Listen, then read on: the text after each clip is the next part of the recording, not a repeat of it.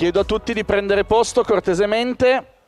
Iniziamo l'ultimo incontro della serata per il quale il microfono viene lasciato interamente ai giovani e quindi il mio ruolo da qui in avanti sarà solo quello di salutarvi alla fine. Perfetto. Buonasera a tutti. Ah, già acceso, fantastico. Allora non mi devo far microfonare. Ottimo. Eccoci qua. Buonasera a tutti, io sono Edoardo Ventafridda, sono il fondatore della pagina di divulgazione scientifica Giovani Blu. Qualcuno di voi forse ci conoscerà, qualcun altro no.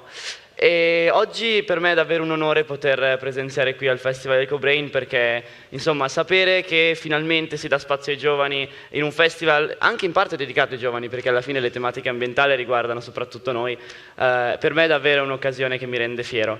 Lascio la parola a Aurora che si può presentare. Buonasera a tutti, io sono Aurora Pinto, ho 18 anni, frequento la quinta liceo scientifico e sono admin e content creator per la pagina social Giovani Blu. Benissimo. A questo punto, come potrete notare da questa meravigliosa slide molto simpatica che abbiamo fatto, che chi di voi, siccome il panel si terrà in lingua inglese, per chi di voi avesse problemi a seguire indirettamente in lingua inglese può usufruire della traduzione in tempo reale della nostra Francesca Calabrò, che adesso sta dietro al palco, ma un applauso a Francesca Calabrò che farà... Per raccontarvi un po' meglio chi è l'ospite che stiamo per presentarvi, il Corriere della Sera la definisce come l'attivista climatica di 18 anni che ha chiesto a Greenpeace di abbandonare la sua campagna antiquata e non scientifica contro l'energia nucleare nell'Unione Europea. I'm incredibly glad to invite here on stage Ia Anstoot.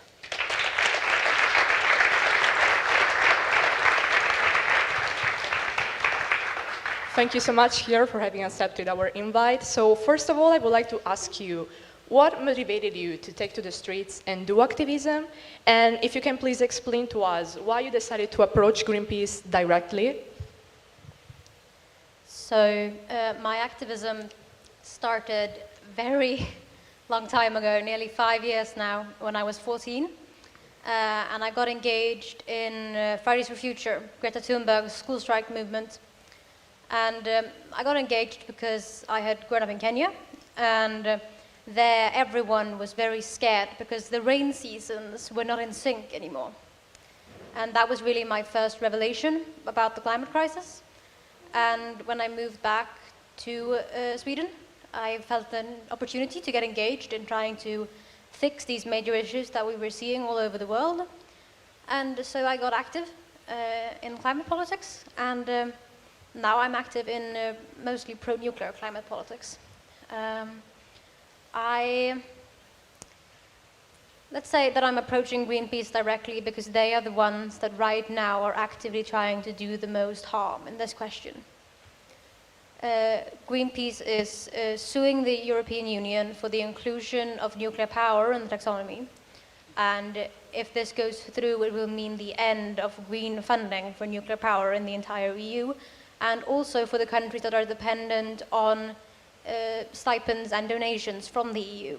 So this is a very, very important legal decision, and that is why we've decided to directly approach Greenpeace and really request of them to drop their opposition to nuclear power. Thank you. So considering that we live in a particular time, because from one side we see the deniers of climate change, while from the other side we see the apocalyptic fanatics, it's pretty sure there are no easy solutions and that slogans are enough. So we would like to know, what do you think could be the role of young people in activism, and if you have any advice for those who would like to contribute to the mission?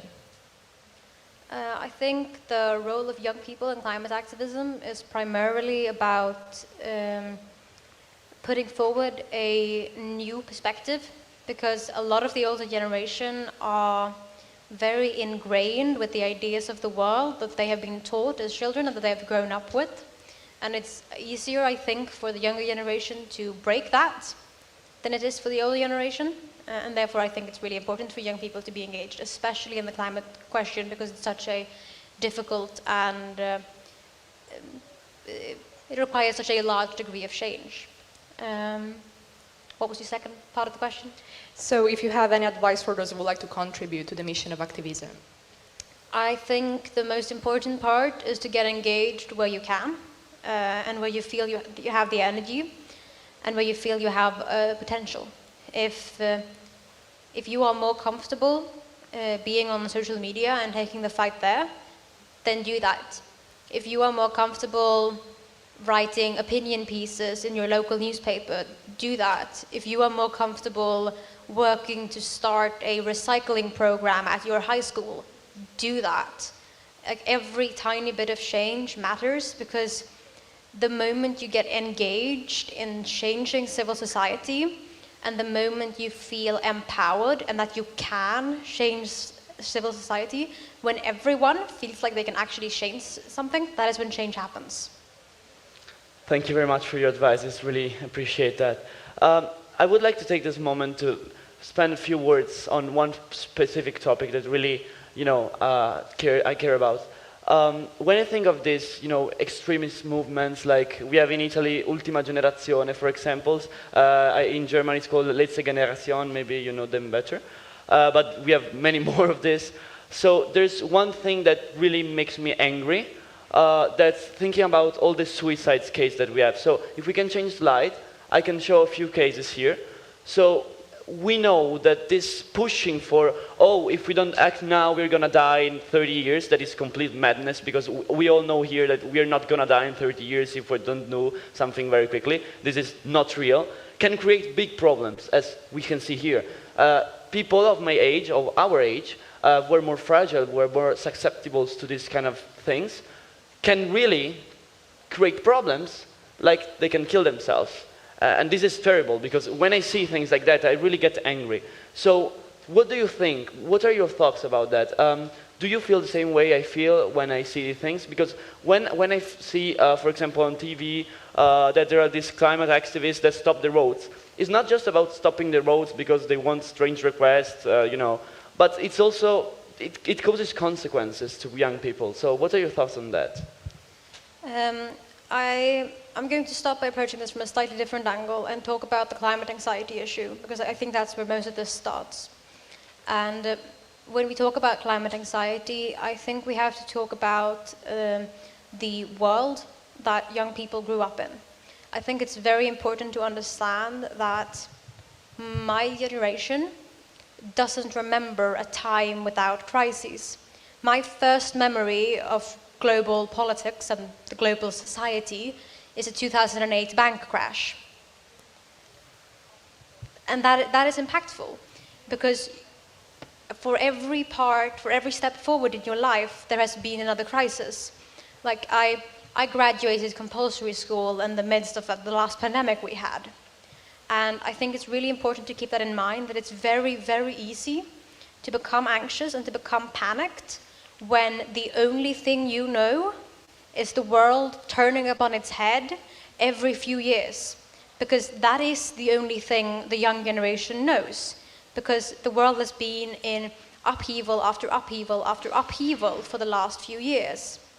And so I think the climate anxiety is very understandable, because when alarmist media says things like the world will end in 30 years, I don't think any of these young people actually think the world will end in 30 years, but they think, can I deal with my lifetime again with these types of crisis after crisis after crisis, knowing for a fact that it will just get worse?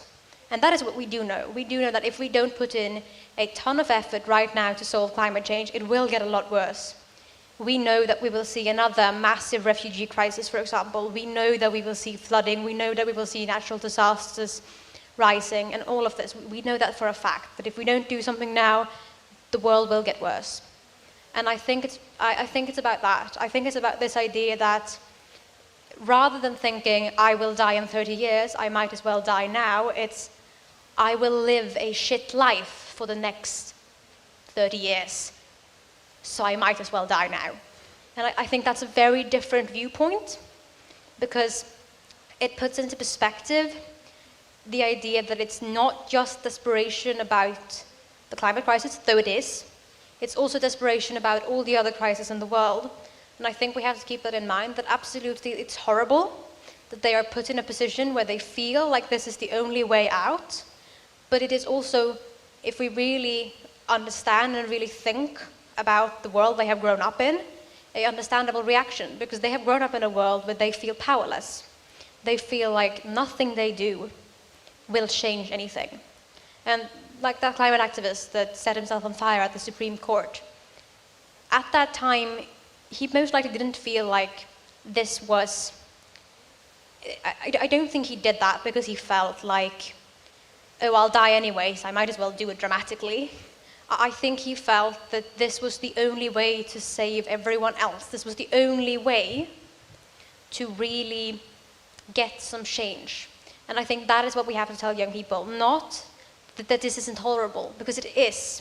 The world that my generation has grown up in has largely been a bloody mess.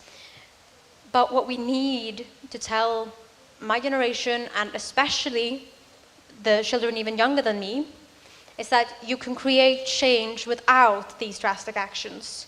You can change the world by being a part of the world, by being a part of civil society, by being a part of communities.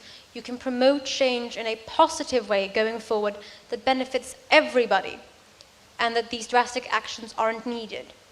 And I think it's through showing that we can change that we stop these types of events, not necessarily by just solving the climate crisis, because this happens about all crises. We've seen this with the refugee crisis, for example. This is not a rare occurrence. Activists will martyr themselves for the cause if they feel like nothing happens when they do anything else. And this is I think, a really important feeling, especially for politicians to keep in mind, that they need to listen to the people, because the people will not stop trying to make them listen. So I do think it's about learning that you can change things at a small level. It's about community influence, and this can start as small as just in school. Like in Sweden, for example, we have student councils that are very active in the school environment, and I think that's a really good way to show people that you can be a part and that they can make change without having to take to these drastic measures. And I think that is where we need to work. I see your point. Thank you very much. I do think that science can play a major role in that, because you said putting ourselves on fire or killing ourselves shouldn't be the way to fight climate change, because we don't have to think, okay, the only way we can act, do something, no one understands it, so let's just kill ourselves. I think that science can play a major role in that, because we can use science to get out of this problem, and I really believe that science is the only way we can get out of this problem in the best way possible, with the less damages to the environment and in general to human being, possible. So I have a graph here that's quite scary, in my opinion. So this is the functional literacy score in the OCSE countries. Italy, I don't know if everyone can see it, but Italy's there. Okay, this is from 2016, so it's not extremely, fresh, but Italy's there. I wanted to ask you, is it the same in Sweden? Like, we have a big problem in this country when it comes to scientific literacy. I have a few data here that I would like to share with you. So we have 17% of the population in Italy thinks that the Holocaust may have never happened. 15% doesn't exclude that the Earth might be flat. For 25%, vaccines are a tool of mass government control by the 5G, 5G data, And for 29%, the moon landing never happened. These are 2023 data, so they're very scary, and maybe this explains why Italy places it there. I would like to ask you, do you notice a difference in Sweden, in your country of origin? Maybe also, can the school system play a role in this? Thank you. So we can start by saying that Sweden is over there, just for the statistics. And then I can go on to say that I absolutely do think the school system plays a very, very major role in this.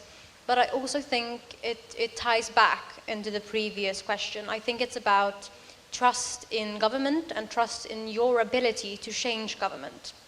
Because that also impacts how you view authority as a whole. And your view on authority is fundamental for impacting your view on science.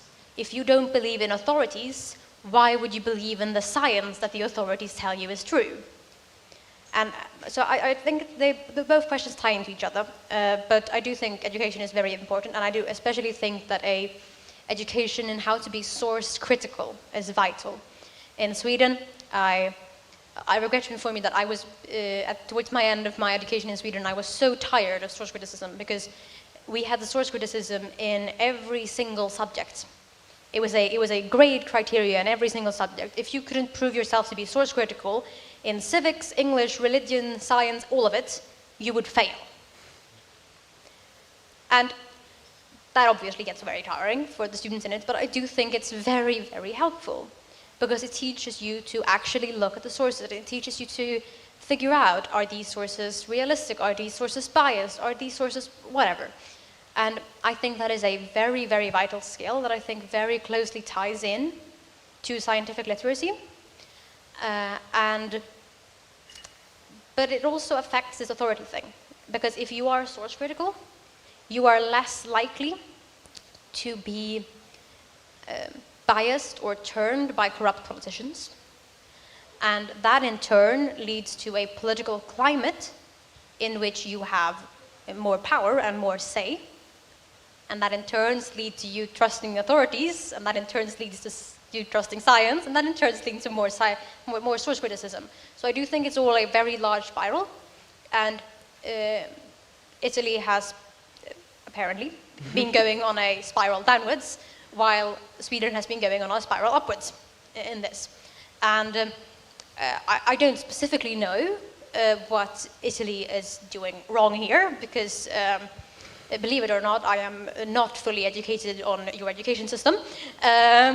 But I can imagine some of the things that might be going wrong, and I do think it's about independence. And that is where the source criticism comes in. It's this part about how much independent work you're doing in school. How much of the things you learn in school do your teachers feed you? And how much do you have to find out yourself? Because when you have to learn things yourself, you will eventually figure out that, okay, maybe this source was a bit shit. Like, it's not that difficult, really, if you start getting into it. But if your only source of education is your teacher saying stuff to you, and then someone on the internet says stuff to you, then why wouldn't you believe them too? I think it's a question of both independence and source criticism and education and civil society as a whole. So I do think there are educational things you can do, but at the heart of it, I think it's about strengthening civil society. And I know I'm going to be very repetitive in that, and I'm going to probably answer that to every single question that they ask me. But trust me, strengthening civil society is vital. Thank you very much. Thank you. So what instantly came to my mind when thinking of this issue is a quote of Carl Sagan, which says that we've arranged a society based on science and technology in which nobody understands anything about science and technology. So we have these two opposite sides that we also see when considering politics and environmental activism. Do you think is there a meeting point between the two? And if so, what do you think it might be? Do you think that maybe the eco-modernism movement can be part of the solution of the problem? So I'll start with the first question and say that, of course, environmental activism is a part of politics. All activism is a part of politics. And environmental activism, perhaps in a more overreaching way, that might be harder to see than other forms of activism. Like, it's very obvious that if you are working to keep your local kindergarten open, that is politics. And it's a bit less obvious when you are working to reform an entire society into a sustainable and functioning future. But I do think it's, of course, a part of politics. And that is because politics is where the decision-making happens. And we need a lot of decisions made to solve this climate crisis. So absolutely, of course it's politics. Everything is politics, to be fair. But climate activism is absolutely a lot of politics. The second part of the question? Do you think there's a meeting point between the two? And if the eco-modernism movement can be part of the solution? I absolutely think there's a meeting point between the two. And I think that meeting point might have lately been getting a bit too big. In that, I don't know if you've been seeing this, but around the world, Fridays for Future, the School Strike for Climate movement, have been converting their school strikes to school strikes for Palestine. And I think this is a very large sign of the polarization that the environmental movement has been going through. And that it's, of course, environmentalism is about politics, but it's primarily supposed to be a uniting fact about politics. I think no matter where on the political spectrum you stand, you should be able to agree that we need a living, functional planet and that massive human death tolls are bad. Like, that should be the very bare minimum we can all agree on. If you can't, please leave the room. So, okay? But once we've agreed upon that, we have also implicitly agreed that we need to solve the climate crisis. And for that, I think that it's very important to work on a climate movement that is inclusive. Like, I should be able to work with a socialist and a liberal and a conservative on solving the climate crisis, because what does it matter? We all live on the same planet. And so I do think it's worth keeping in mind that yes, climate activism is politics and will always be politics, but it is a different kind of politics than party politics. And that distinction needs to be made very clear, because the climate movement needs to be uniting, or we will never have enough power to succeed, because the forces of the fossil fuel lobby and all the industries against us are far, far too large. Thank you. Thank you very much. Yeah, absolutely agree. If there's one thing that really drives me crazy every time I think about that, is that specifically in this country, but not only, we have this problem that energy sources, for some reason that is unknown, are polarized when it comes to political views. For example, in Italy, we have the renewables that are seen as more of the left part of, a political part. And then you have nuclear energy that is seen more of a right part. So for some reason, when I talk about nuclear energy, people say, "Oh, then you're a fascist." And I say, "What? I'm not a fascist. I just talk about nuclear energy." And then I say, "Oh, so you're against the renewables?" And I say, "No, I'm not against renewables. Well, why should I be against renewables? Because you're for nuclear power, so you're with the right." And I say, "No, why? It just makes no sense. It's so dumb. We are excluding a solution or more solutions, and we are polarizing the debate." And I think that polarizing, as you said, is really the worst of the problems possible that we can have. Yeah. Talking about energy in general, energy transition, we are going to have COP28 soon. I don't know if someone here knows about COP28. Raise your hands if you know about COP28. I hope everyone knows what COP28 is. Okay, it's like 40%. So COP28, for people that don't know it, it's the most important meeting at global level that will be held in Dubai this year in December, if I'm not wrong. They will be talking, like governments from all the parts of the world will be talking together about the main problems of climate change. And this year, energy transition is in the main point of the discussion, because as we know, 70% of greenhouse gases emissions come exactly from the energy sector. So, in your opinion, what do we have to expect from this COP28? Do you see any, area of improvement or any, lights at the end of the tunnel for this COP28? So, I will start with some background information, which is that I attended COP27, which was last year's COP, and I was one of the people instrumental in changing the implementation plan. The implementation plan is this document that every COP puts out, and it says, what is the world going to do in the next year until the next COP, and also it governs, like, if there's anything major decision taken. The major decision of COP27 was the implementation of the Loss and Damage Fund, which is a fund for countries primarily in the global south to essentially get money from the global north. So they haven't decided how they're going to take the money from the global north yet, so we'll see how that goes. They would use this both for the transition and also to repair the damages of climate change. And in this implementation plan, it governed what this funding could cover. And in the second to last draft of it, it said renewable energy. And I was apparently pretty much the only person in the entire world to read this draft, because I called up a few friends and said, what the hell? Can we fix this? And then one of them, that had contacts in far too high places, called up the White House and said, you guys are aware it says renewables, right? And the White House went, what? Because they hadn't read the document. But then I jumped on my plane because I was flying home. And when I landed, I had a crossover. I had a landing in London anyways. And I don't have any internet in London because I thought it was a part of the EU. I forgot about Brexit. So I was stuck there for 8 hours without internet. And then on like the newspaper headlines, it was COP27 negotiations delayed by 3 hours. And I didn't think much of it. I flew home. And then when I arrived at home, someone had sent me a message and gone, your message delayed the negotiations, nuclear power is in. And I was like, oh, what the fuck? Okay, good job me. We are seeing change. We are seeing an increased inclusion of nuclear power. And that is really, really important. So I do think we can be optimistic about COP28. The UAE, for example, are building nuclear power plants. Good job them, even if they have other problems. But one thing I do want to bring up is this US and UK lead pledge to triple nuclear power by 2050. Yeah, this is super new. 28. It's like 3 days ago was released this news.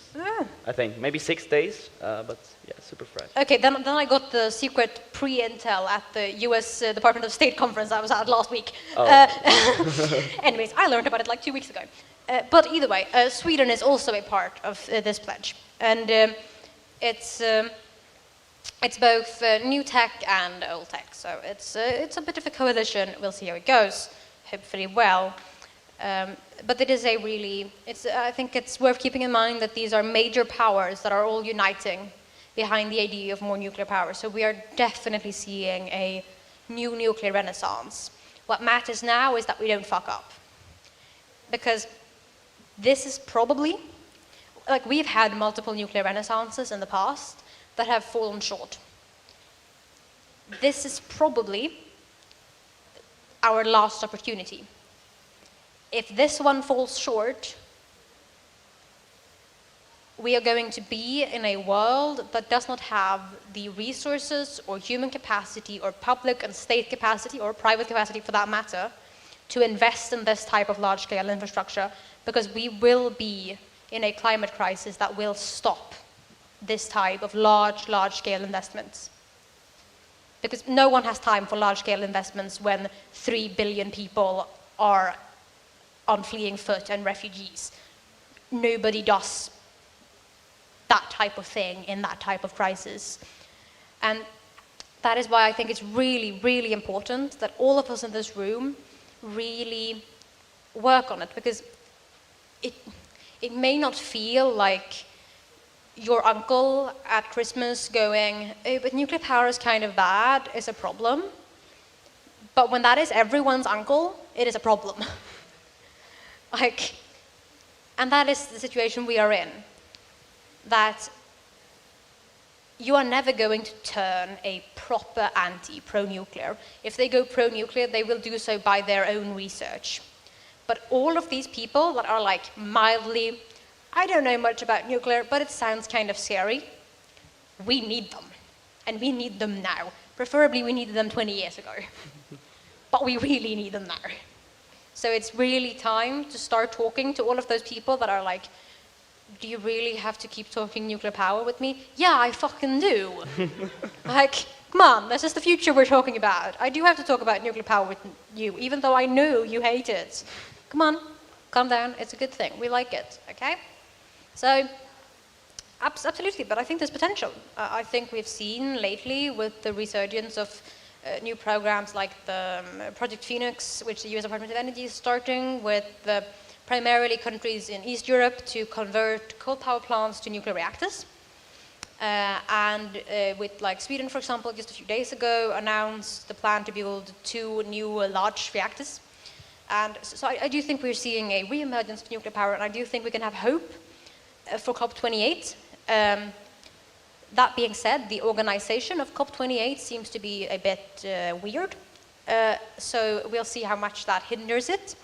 But we do also have to keep in mind that the negotiations that take place at COP28 are primarily, well, the relevant negotiations are not the ones that take place in the large conference negotiation room.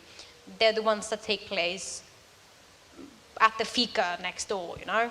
It's over a coffee with some random ministers that you change the world, not by speaking at these large UN conferences, to be entirely fair.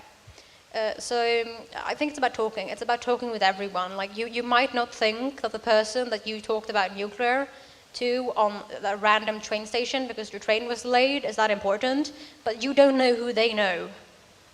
And you don't know who the people that they know. Like, what is it? Like, there's this like idea that everyone is 7 steps away from Taylor Swift or something like that.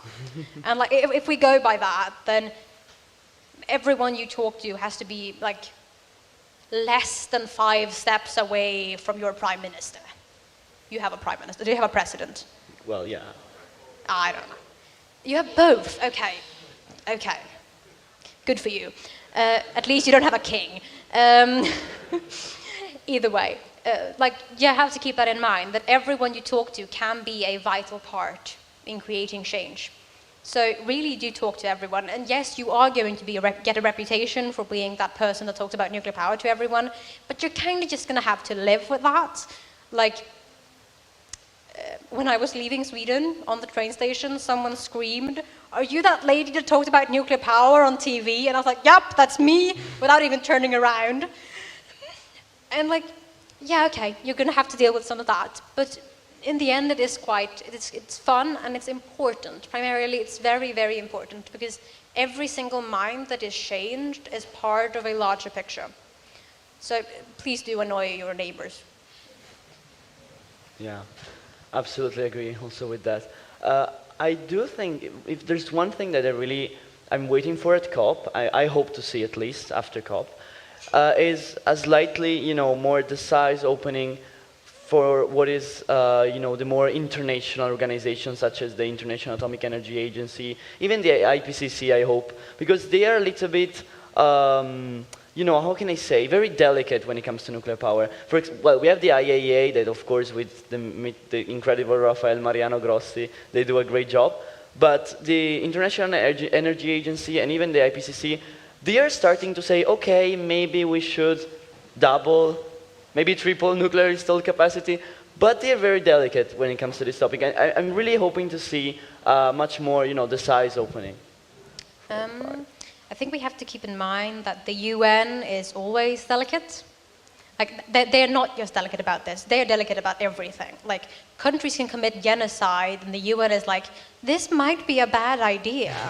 Like, it's the UN, their job is to be delicate. They're trying to get North Korea to work together with, like, Iceland. Of course they have to be delicate.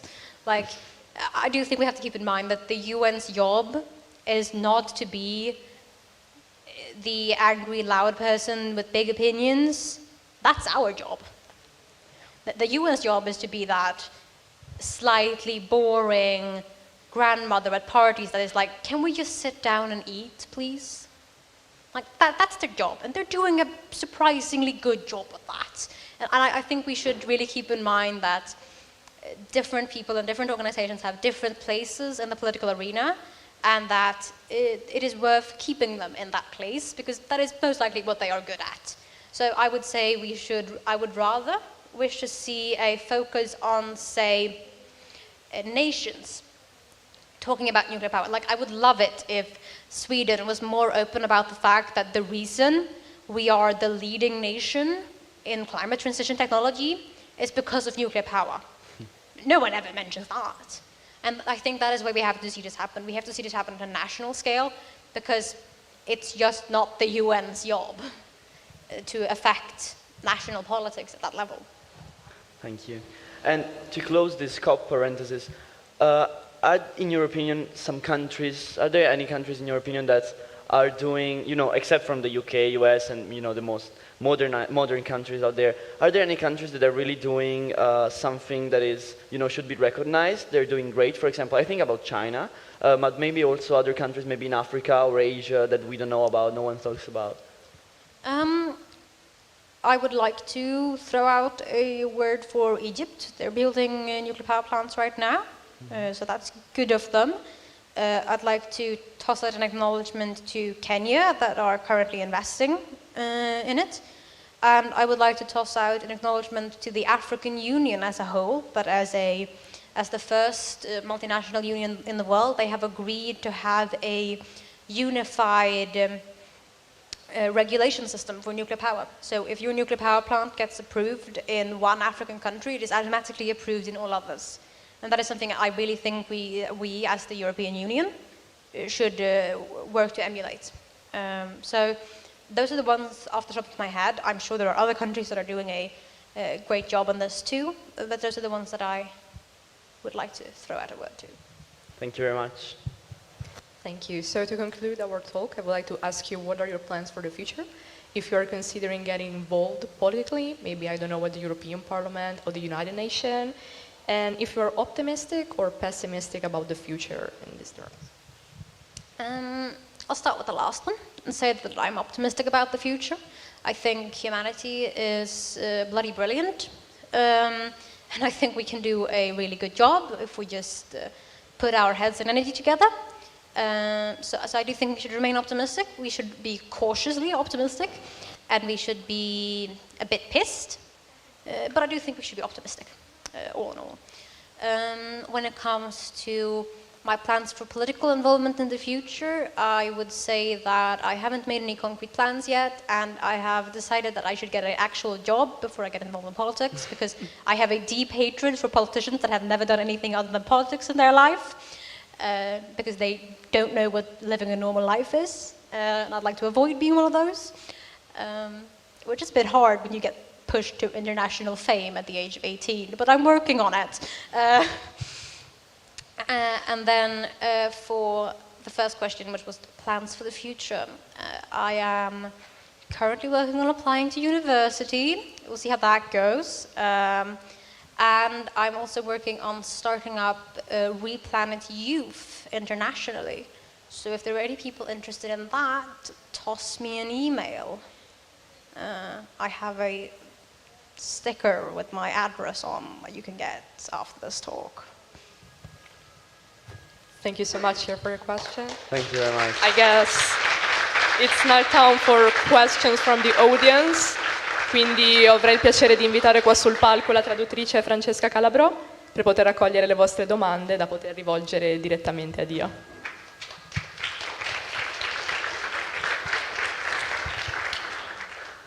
Aspetto la traduttrice e poi faccio la mia. Non so se farla direttamente in inglese o... I'm gonna ask it directly in English. You addressed a letter to Greenpeace because, well, they are opposing nuclear power at their hardest level.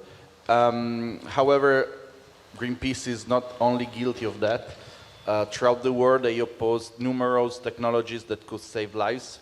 Arguably, their worst campaign is the one against golden rice, which is a GMO that could prevent vitamin A deficiency, which kills about 700,000 people each year throughout the world, half of which are children.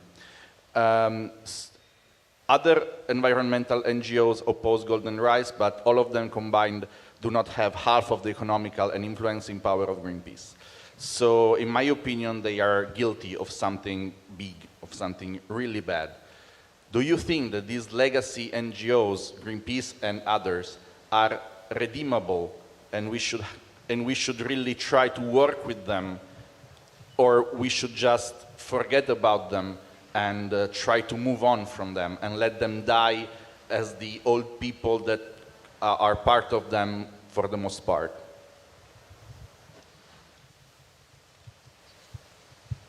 I think we should make a distinction between the people in these movements and the leaders of these movements. I do not think that the leaders of Greenpeace are to a far extent redeemable. But I think that your average Greenpeace activist just got active in Greenpeace because they wanted to make a change in the world. They wanted to make a better planet for themselves, for their children. And Greenpeace was the first environmental NGO they had heard of. So I think that we can absolutely have an effect on the people in these movements. And I think that the environmental movement as a whole is redeemable because it is based on very good values. It is based on a trust in the science around climate change. It is based in a preservation of human life. It is based in a love for nature. And all of these qualities are really valuable. And so I do really think that the people in them and the movements as a whole are redeemable, even if maybe we need to leave behind the structures of them. You're more optimistic than me. At least when it comes to Greenpeace. Io penso che dobbiamo fare una distinzione tra quelli che sono i leader di questi movimenti e le persone invece che sono dietro a questi movimenti. Probabilmente i leader non sono salvabili, probabilmente no, ma le persone nella media penso di sì, perché si sono rivolte a Greenpeace semplicemente perché era la prima organizzazione ambientalista che conoscevano, però loro volevano agire per avere un pianeta migliore, quindi sì, i valori comunque dietro all'ambientalismo sono positivi alla fine, perché si parla comunque della fiducia nella scienza, del voler preservare la vita, dell'amore per la natura, quindi in questo senso comunque sono valori positivi che possiamo tenere con noi, malgrado forse dobbiamo abbandonare quelle vecchie strutture, ecco. Ok, un po' di luce in sala, se qualcuno di voi ha domande alzate pure la mano, sarò io a portare il microfono in questo caso.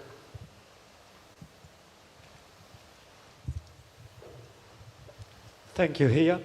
I want to ask if there was a before and after discovering nuclear energy, that nuclear energy was good for the environment, and how did you discover nuclear energy was actually good? Before I discovered nuclear energy, I was more in the camp of I'd never heard of it because I was a 15-year-old. After. The reason I found it to be good was mostly because I am a bloody nerd and I've never been very prone to these human and moral arguments, and nuclear had pretty numbers and it made all the numbers about the solution very pretty, and that made me happy. And also I'm very much a fan of electricity. Because I was born extremely premature, so thanks modern medicine and growing up in Kenya, a country with less electricity than Sweden has shut down since I was born, made it very clear that it wasn't the optimal solution to get rid of it, because it's the difference between my life in Sweden. I've lived in Sweden for 14 years, and in those 14 years, I think I've experienced 3 blackouts, of which none lasted more than an hour. For the 4 years that I lived in Kenya, I experienced over 100, at least 5 of which lasted more than a day. And the difference in the quality of life that you lead is very, very obvious. So electricity is nice, is a summary of that, and I do think that made me very open to nuclear and more willing to read into the science of it than perhaps other people were. Thank you.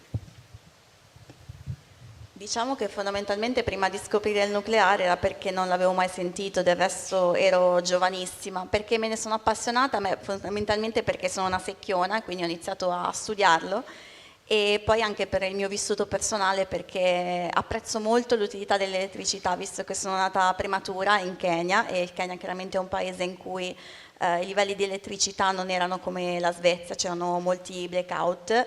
Nei 14 anni che ho vissuto in Svezia ho avuto circa 3 blackout, e praticamente la maggior parte, cioè nessuno è durato più di un'ora. In Kenya invece ne ho avuti in 4 anni di vita più di 100 blackout e 5 più o meno della durata maggiore di un giorno, quindi capiamo bene la differenza in termini di qualità della vita, quanto possa essere incisiva, ecco. Hi. So when, for example, I watch TV, and I see all these activists that are talking and debating, I see that some of them don't really know what they are talking about, and they only say something that someone else told them. So I would like to ask you how you get info about these topics, and how do you spread it with your colleagues and your mates? The boring answer to that question is read. I don't necessarily mean read books, that can help too, but read the damn reports. I don't know, I think I had seen a box chart once in my life before I started reading IPCC reports. I had to Google how to read a box chart. Now I have read like 300 of them. And yes, the IPCC reports are a nightmare to read, but they are a lot easier to read than the like 70,000 reports that are collected into the IPCC reports. So I would like to, if you possess the scientific literacy and the time and energy to read them, they are really good. And like, you don't have to read all the parts of it, you can just read the parts you're interested in. Like, I've only read the chapter on energy, I haven't read any of the other chapters. Like, I have a life, but you know, and beyond that, I do think it's, once you learn the basic of source criticism, I think it's very easy to find sources that are reliable. I mean, if you're really lazy, you could always just go on Google Scholar and search up whatever problem you have, and then just find whichever one has been cited the most times. That one is likely to be reliable. It's either very reliable or very, very stupid. That might also be why it's cited a lot of times.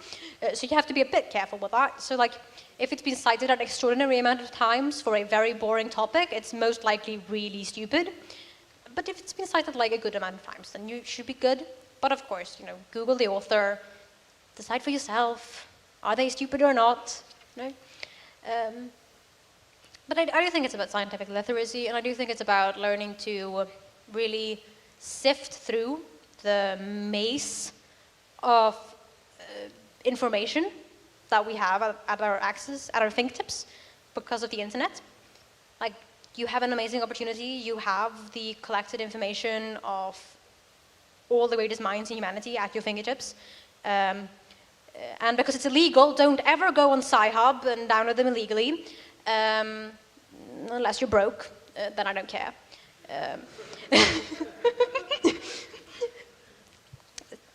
So, I think it's worth keeping in mind that like you do have access to more information about the world than any of your ancestors could ever dream of.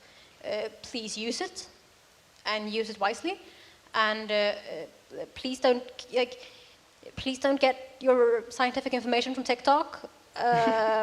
Like, even if it's like all of these wonderful pro-nuclear people on TikTok, no, just read a paper. And if you really are lacking in the scientific literacy to read an actual paper, then hit up a good, reliable newspaper. The Guardian has lots of climate articles. Some of them are good, some of them are meh. But generally speaking, they're not going to say anything too crazy. Same with the New York Times. Like, it's not that. It takes work, yes, but it's a lot easier now than when you had to go to the library.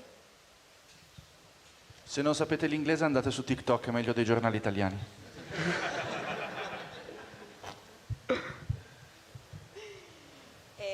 chiaramente l'ideale, cioè io il mio modo di informarmi è quello di leggere, non per forza libri, parlo di report. Prima di imbarcarmi nella lettura di tutti i rapporti dell'IPCC non sapevo leggere grafici, adesso ormai penso di aver superato i 300. Chiaramente non dovete per forza leggere tutti i rapporti, anche io stessa ho una vita, mi rendo conto che è dispendioso in termini di tempo e di energie, quindi potete saltare le parti che non vi interessano, però io penso che una volta che sviluppiamo questo pensiero critico in termini di ricerca delle fonti, impariamo diciamo, a orientarci e a scegliere anche quello su cui dobbiamo informarci. Chiaramente se uno è molto pigro può andare su Google Scholar e cercare chi è più citato, però chi è stato più citato non necessariamente significa che sia qualcuno di intelligente o di attendibile, quindi bisogna fare attenzione anche in questo. E chiaramente adesso abbiamo internet che è una fonte di informazioni enorme, sfruttiamola bene, ci sono raccolte di dati praticamente infinite, alcune anche illegali, ma non accedetevi a meno che non siate proprio spiantati, per favore. E vi consiglio anche di non informarvi su TikTok, va bene, ci sono degli attivisti pro nucleare anche lì, però no, leggete dei paper, leggete dei quotidiani se sono attendibili, ad esempio il Guardian ha degli articoli scritti molto molto bene, altri sono scritti così e così, c'è il New York Times, insomma imparare anche un po' a essere selettivi in quanto alla ricerca delle fonti. Abbiamo tempo per un'ultima domanda? Se c'è. Sì, là in fondo. How is the guy with renewables called, the professor at Stanford? Hi, Ia. I actually had the very same question as Luca, like I would have asked the exact same question with the exact same example of golden rice when it comes to Greenpeace and if we are actually able to trust them, especially considering where their donations come from. But I want to take it a step further. Like you told us you are optimistic when it comes to changing Greenpeace's mind and their members' minds. Were you actually aiming at genuinely changing their minds when you started your own campaign, your Dear Greenpeace campaign, or were you actually aiming to you were trying to raise your voice, to let yourself be listened to, and just try to have an impact on other people? I mean, not Greenpeace members, but just regular people. And if so, whether you are satisfied with the results? I think the first thing worth saying there is that the campaign is threefolded. Partially, yes, we do want to not necessarily by ourselves change the minds of these Greenpeace members, but we want to make them think. Because due to the nature of nuclear activism often being represented by, to be blunt, white old men, Greenpeace is, as a often left-leaning group, less likely to listen. So I do think it's very important to put out a voice from a face they are maybe more comfortable with listening to, a young woman. That I think is the main thing, and I don't think that I don't believe that them reading the article on The Guardian will make them change their mind, but maybe it will make them more open to the next article that is pro-nuclear that they see. Maybe it will make them a bit more questioning the next time someone brings up a statistic about why nuclear power is bad. And that is a wonderful, wonderful start.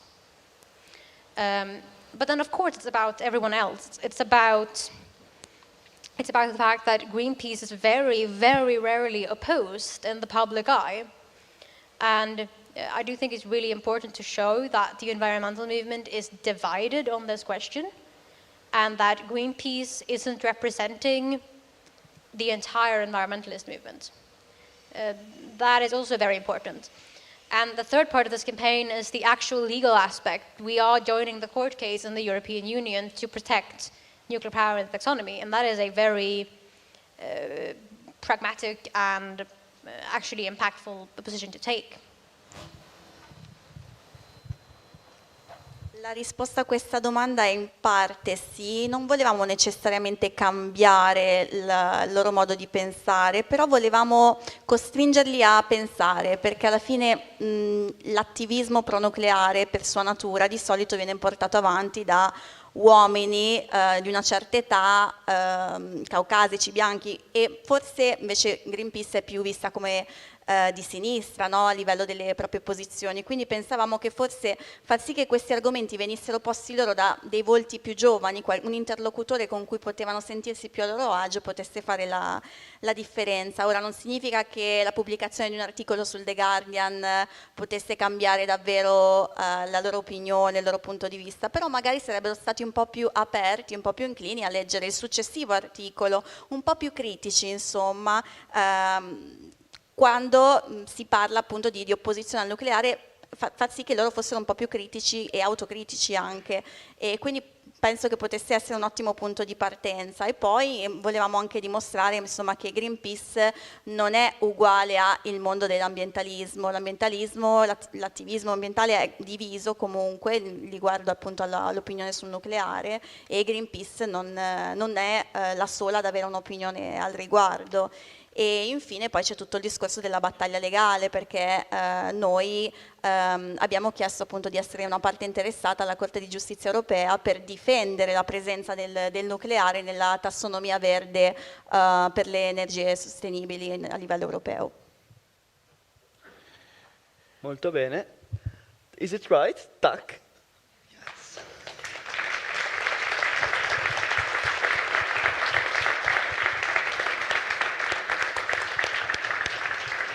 Benissimo. Grazie a tutti. Prima di lasciarvi, ecco qua, vi ricordo che, come ha detto anche Luca l'altra volta, il festival è tutto a spese degli sponsor del Comitato Nucleare Ragione, quindi se volete sostenere la divulgazione ed effettuare una donazione al Comitato Nucleare Ragione si può fare.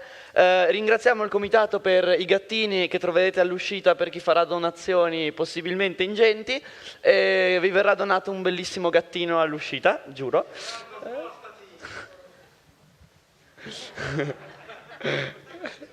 E nulla, noi vi auguriamo una buona serata. Forse Luca. Sì, volevo ringraziare tutti i presenti, anche i presenti da casa, che hanno contribuito al successo di questo evento, di questa prima edizione, di quello che spero possa essere un evento che si ripeterà.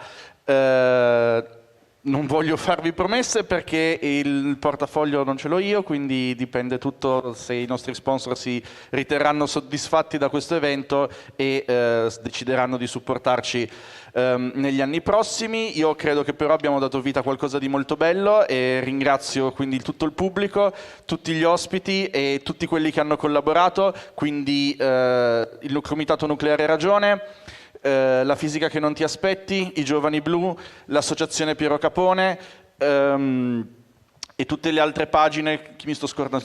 Energia in numeri. E mi sto scordando qualcuno? E Cartoni Morti, certo. E tutti i professori. E tutti ovviamente i partecipanti e gli ospiti che hanno partecipato a questo evento. Grazie a tutti, il bar è ancora aperto per una mezz'ora per chi vuole uno spritz. Buona serata. Grazie.